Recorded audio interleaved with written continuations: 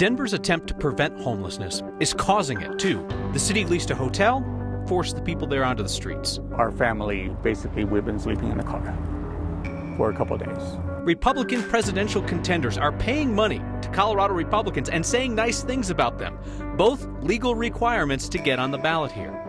A handful of party insiders have a hand in picking nearly a third of Colorado's state legislators. What if voters got to decide who fills a vacancy? I think we all agree that the best type of elected official is one elected by the public. And the Coloradans who are playing Santa for school music programs. Tonight on Next. Denver's approach to sheltering migrants so they don't end up on the streets is actually pushing other vulnerable people onto the streets. Our Mark Salinger takes us to a hotel in Aurora where the folks living there for months were told to get out because Denver wants the rooms for migrants. At a Quality Inn in Aurora, there's not enough room for everyone. The hotel is full with 400 migrants now living here. People like Luis Ortega arrived in Colorado 5 days ago. Porque no consigo empleo, no hay empleo y que me vayan a sacar y el frío que hace aquí es horrible. His room and everyone else's is paid for by the city of Denver. After 14 days, Luis will be kicked out of the makeshift migrant shelter. He says he doesn't have the money for an apartment and will have to sleep on the street. Si necesito un trabajito para conseguir un apartamento o algo. Es difícil. Es difícil, sí, señor. At this hotel, Denver's problems are on full display. Where homelessness and the migrant crisis intersect, people like Joe Saceda are left in the cold. Our family, basically, we've been sleeping in the car for a couple of days. When Denver leased the hotel for the migrants, the hotel kicked out people like Joe. He says he'd lived at the Quality Inn for almost a year. His room key is no longer useful, as he sleeps in his '97 Lincoln with his partner and dog. I don't think it's fair at all. At all, because where do I go? Joe feels he was pushed into homelessness by a city desperate to solve that same problem. Why are we taking precedence over hardworking people that have been living here and are citizens of Aurora? Why are they pushing us out? Now his room It was home. is someone else's. Quiero trabajar, sí, señor. As the people now living there prepare to become homeless themselves when their time in the shelter runs out. Me dieron 14 días, exactamente, y ya llevo como 5 días. The city of Denver says they didn't ask the owner of the hotel to kick anyone who was living there out of their rooms to make space for the migrants. That was up to the individual owner of that hotel. Reached out to them, but didn't hear anything back, Kyle. You can understand why, if you're the property owner, you're the hotel operator, sure, that's lucrative. If you're going to get a city contract, you know the funds are going to be there. But then, obviously, the city must know that this is going to displace people. Yeah, exactly. And we asked, Joe told us how much he was paying for his hotel room. We asked the city of Denver, hey, how much are they paying for it? I wanted to see, are you making more money off of giving the hotel rooms to migrants as opposed to people who are renting for an extended period of time? The city of Denver would not tell us that. It'd be nice if they would at least come out and say, we're not going to displace people to the streets to bring somebody in off the streets. It's nonsensical. All right, Mark, thank you. Tonight, Denver City Council approved nearly $8 million in additional funding for Mayor Mike Johnston's House 1000 plan and the microcommunities he's proposing around the city. So nearly half that funding goes to run two sites, one in the Golden Triangle, the other in Overland. The city expects both to be set up and running by the end of the year with tiny homes or pallet shelters for people or individuals or pairs. City Council also approved $4 million to provide community centers for several of those micro-communities, basically a place where people can access bathrooms, and laundry, and social services. The Colorado Republican Party is so low on cash, it hasn't been able to pay its staff. So now they're requiring candidates for president to pay money to get on the ballot here, and you also have to say nice things about the state party. I'm serious. Colorado Sun was first to report that the Colorado GOP is going to require candidates donate donate $40,000 to the state party or donate $20,000 and visit Colorado. Candidates also have to announce their quote-unquote excitement to be on the ballot and to promote the Colorado GOP's social media accounts on at least two platforms. Donald Trump and Vivek Ramaswamy did as they were told, but when Florida Governor Ron DeSantis offered his mandated social media shout out to the Colorado Republicans, He mentioned that it was a requirement to get on the ballot. It's not clear how much money DeSantis and Ramaswamy have paid to appear on the ballot. We know from financial filings that Trump paid the party $40,000 back in September. The North Dakota governor, Doug Burgum, he paid $20,000 before he suspended his campaign today. We didn't hear back from the GOP on whether Mr. Burgum gets a refund. So this week, Colorado's Supreme Court will consider whether Donald Trump should appear on Colorado's primary ballot. District Court said yes, he should be on there. This case was getting appealed no matter what. A group of Republican and unaffiliated voters are working with a liberal group to appeal that ruling. They say that Trump should be disqualified from holding office again because of a constitutional clause that bars office holders from engaging in insurrection.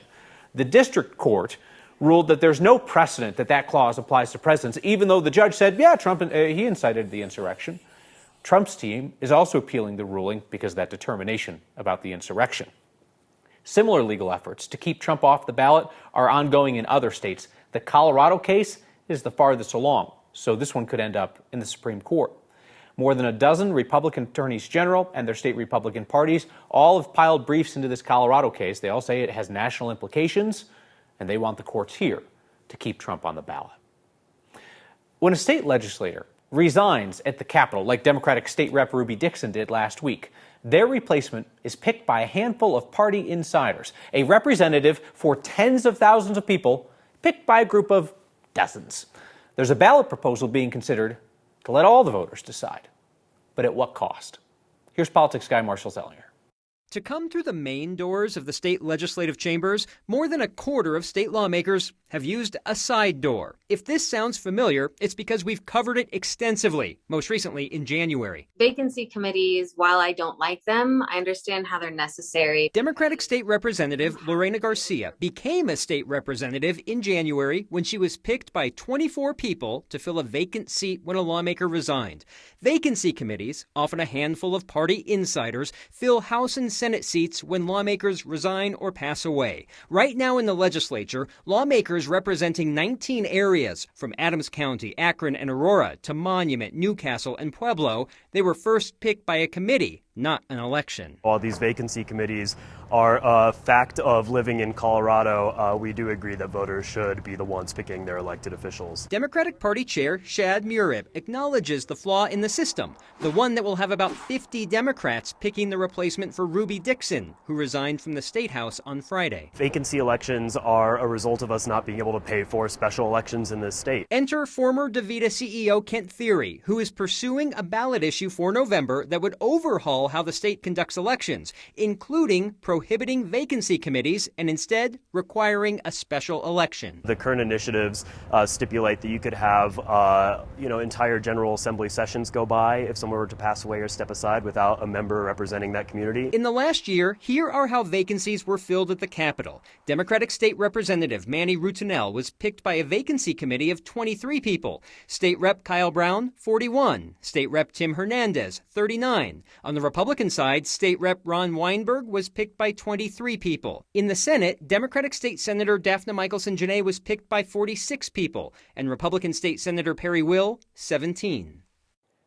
So how much is a special election? Follow me here. 2 years ago, the county clerks had to estimate how much a possible gubernatorial recall would cost. So using the estimate from 2 years ago that Arapahoe County gave the state, which is where Ruby Dixon is going to be replaced in Arapahoe County, it's about $1.84 per voter. So Kyle, my math is, for the voters in that district, about $112,000 for an election that is instead going to be a vacancy committee. You say $1.84 per voter? That was 2 years ago with, property taxes and whatnot. It could be a little bit more than that. But yes, $1.84 per voter. It's the question is whether or not you could have people not represented for a period of time. Yep. If you're going to have this election. Yep. So maybe, there's 100 lawmakers, but for a whole legislative session, it's possible, hey, you only have 99. I don't know. What's democracy worth to you? $1.84? Nah, let's just let 17 people pick. That sounds good. All right, Marshall, thank you. Hey, let's do a quick check on the Republicans who are already running to replace Congressman Ken Buck in one of Colorado's reddest congressional districts. Anyone who's been through a divorce understands that divorces are messy. That is self-proclaimed MAGA king Trent Lisey, who's been facing questions in recent weeks about his criminal past, a harassment conviction. This is longshot candidate Justin Schreiber, who appeared in court on current criminal charges, felonies, including stalking and harassment. There's State Rep Richard Holtorf. That's not him. That's obviously somebody else. This is Deb Flora, who has been talking to people, racking up endorsements, running an actual campaign. Richard Holtorf in the state legislature, known for his offensive statements on the floor, got through 4 days of a special session without saying anything overtly offensive. So that's a start. Over the weekend, talk radio host and former prosecutor George Brockler announced that he is not going to run for Ken Buck's seat. Brockler, who's run unsuccessfully for governor and Senate, is expected to run for district attorney in a newly created district next year. Hey, every holiday season, you come through for kids living in Denver's public housing. Your latest Word of Thanks microgiving campaign has raised more than $60,000 to buy holiday gifts for the thousands of kids who live in Denver's public housing.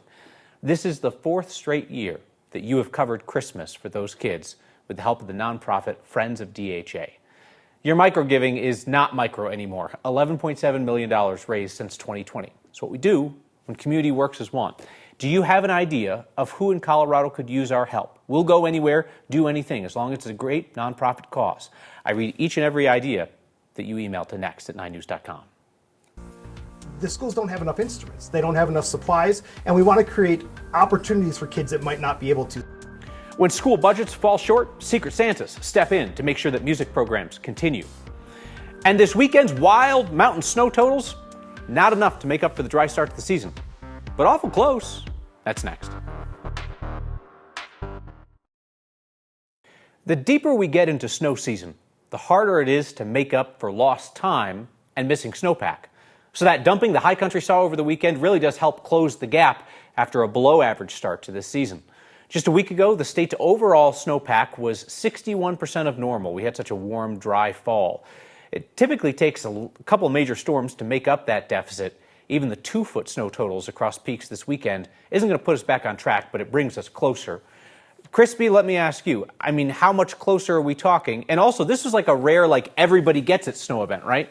That's a really key point here, Kyle. I'm actually going to show this to you here in terms of how everybody got in on the snowfall. That's the key to what we saw. Also, it was a prolonged snow event. So Steamboat, right? Northern Mountains, 30 inches of snow. Crested Butte, 20 inches. Telluride, San Juan, Southwestern Mountains, 22 inches. Crested Butte in between. Monarch kind of in between the Sawash Central Mountains and Winter Park, Northern Mountains. Now, the Northern Mountains got the most snowfall, but you kind of see this. These were these 72-hour snowfall totals for us across the mountains. Again, fairly, for Colorado standards, evenly distributed. So we saw that snow in the Central Mountains, the Northern Mountains, and the Southern Mountains. And that is not common with each storm because sometimes when you get a southern storm, that tends to kind of really blast the San Juans a little bit for the Northern Mountains. And often we get these northern storms that kind of clip the southern part of the state. But this one was very even. And the result of it, in fact, let me go to this, back to this graphic here a quick second. There's that snowpack average.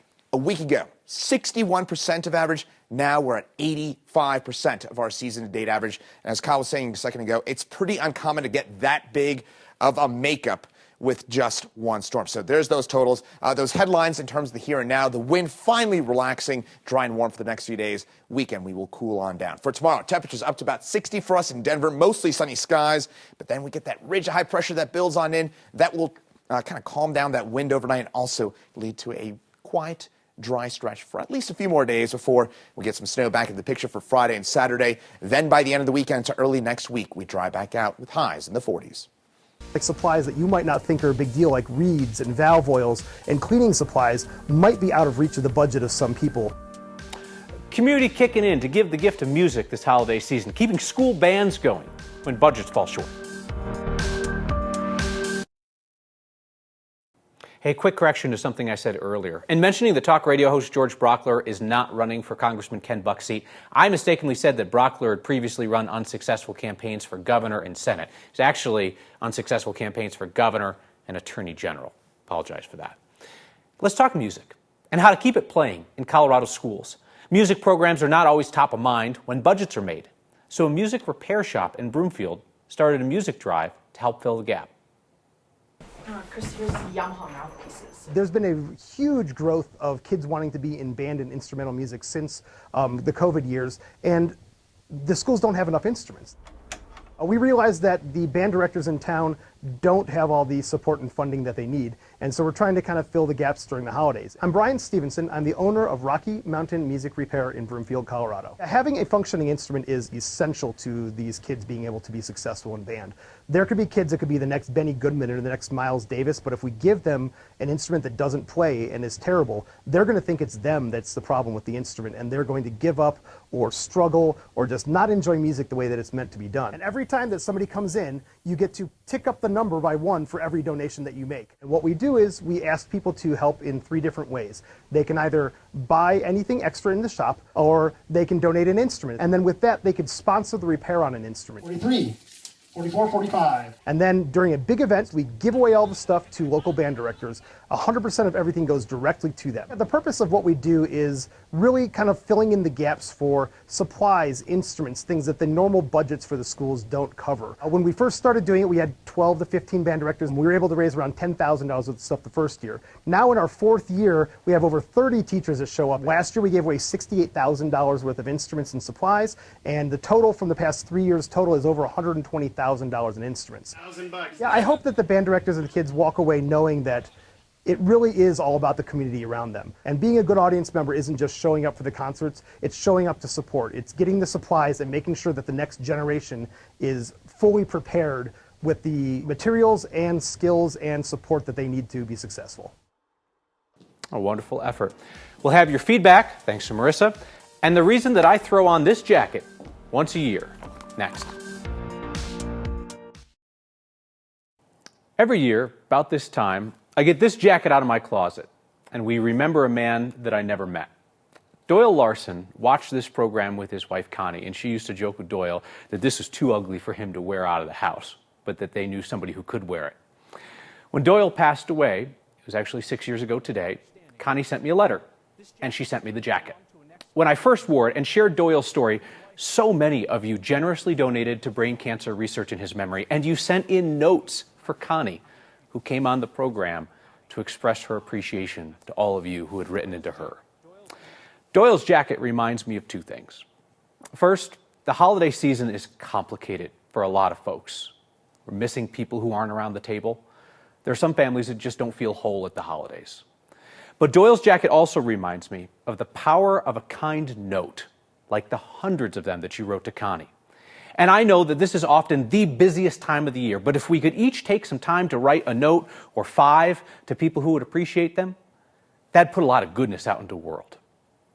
I'll never ask you to do something that I'm not going to do myself, so here's the deal.